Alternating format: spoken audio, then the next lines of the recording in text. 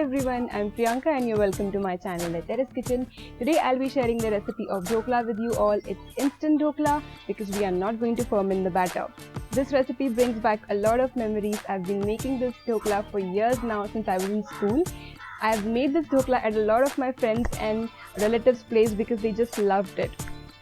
Achieve the perfect result, the consistency of the batter should be perfect. So if you watch this video, I've shown in very detail what the consistency of the batter should be. If you like this recipe, do give this video a thumbs up and subscribe my channel for more videos. Do not forget to leave your suggestions and comments in the comment section below. It's raining and it's just fun to cook in the rain. Let's get started.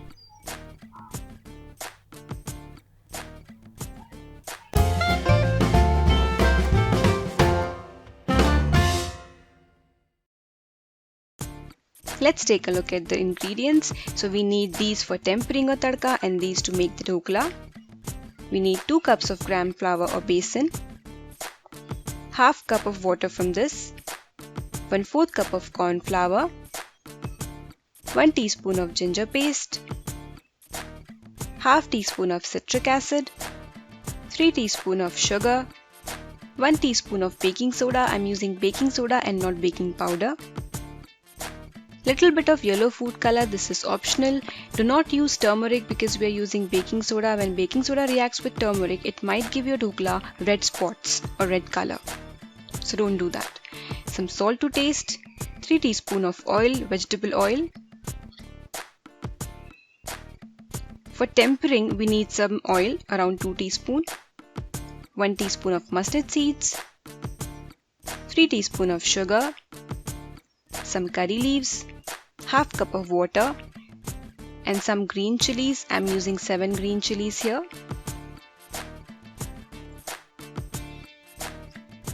A small wedge of lemon. I'm going to use aluminum vessel, so if we boil water in an aluminium vessel, it turns black. So in order to avoid that, I'm going to use a small wedge of lemon. Now let's take a look at the recipe. This is the setup we are going to use to steam our dhokla. A big kadhai or vessel, put some water in it and place a steel ring or some kind of stand. And this is the mold we are going to use. I have lined it with oil. You can use any deep plate or any big container's lid also. You need to oil it first. And then finally cover it with a big plate or anything, any kind of lid. Now I'm going to squeeze a little bit of this lemon juice and put this lemon wedge in. This will prevent the darkening of this aluminum vessel. Turn on the heat and let it boil. Meanwhile, we'll prepare a batter. Take 2 cups of gram flour or besan. Add 3 teaspoon of sugar, half teaspoon of citric acid, some yellow food color. This is optional. Do not replace it with turmeric because turmeric will react with the baking soda and give the dhokla some red spots. So don't do that. Add 1 teaspoon of ginger paste, 1/4 cup of corn flour. Corn flour is going to give our dhokla a nice spongy texture. Some salt to taste.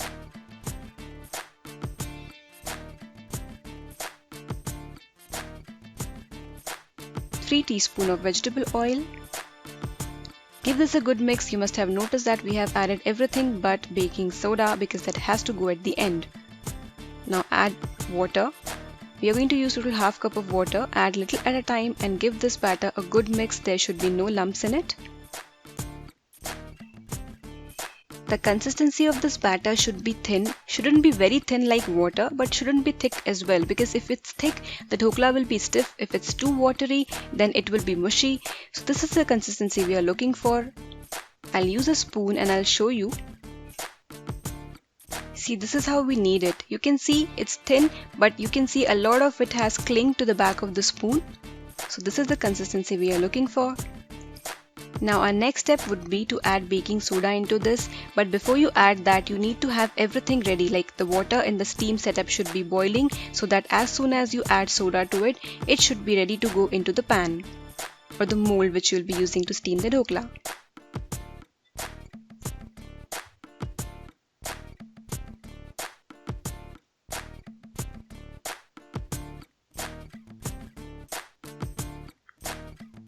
Now add 1 teaspoon of baking soda to this and keep whisking it using a wire whisk or a spoon continuously in one direction.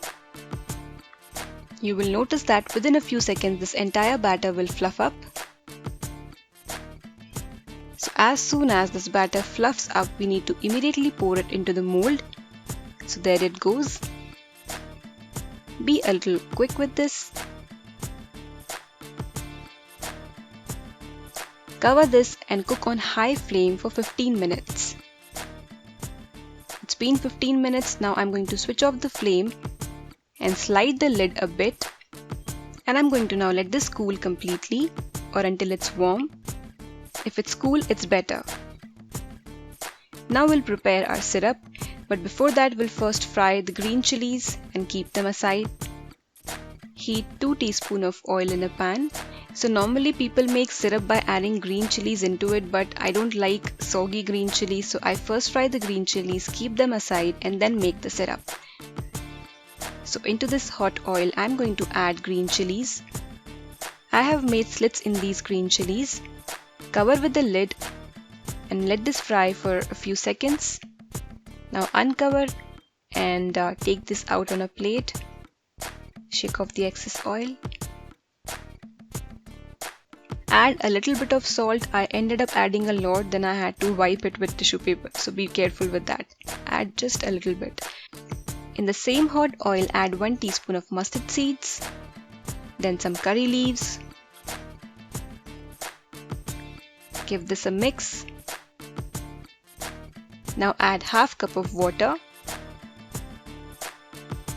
3 teaspoons of sugar. You can add more if you like the syrup to be more sweet. Give this a mix until the sugar is dissolved, then switch off the flame and let this cool completely. Yeah, add a little bit of salt as well, a very little bit of it. Now I'm going to let this cool completely and then we are going to pour this over our dhokla. So this dhokla has cooled down completely. You can see it has become very spongy. Tap the sides of mold or plate from the sides like this and flip it over on a plate or a tray. Look at the texture of this dhokla. It's looking very airy and spongy. This looks beautiful, doesn't it? Now flip it back again. Now cut this with a knife into the size of pieces you want. I have applied some oil on the knife and I'm using a serrated knife, so it becomes very easy to cut this dhokla to get a cleaner cut.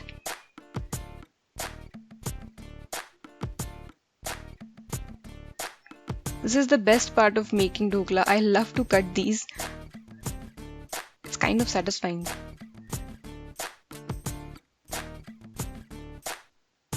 So now that I've cut these into equal pieces, equal sized pieces, I'm going to pour all the syrup onto this.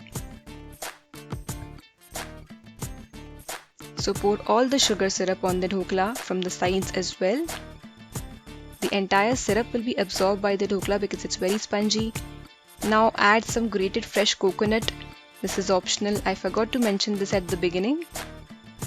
And yes, some fresh chopped coriander too. This is optional, but it tastes amazing. Garnish the dhokla with the green chilies we had fried in the beginning. This dhokla is now ready to be served. You can serve it with imli chutney or green chutney, or you can have it just like that. Before I go ahead and plate these dhoklas to click picture for this video's thumbnail, I would like to show you how spongy this dhokla has turned out. You can see the air pockets in it and see how it springs back when I press and release it. It's super spongy and moist because of the syrup we had added. I'll break this open and show you. See, it's lovely.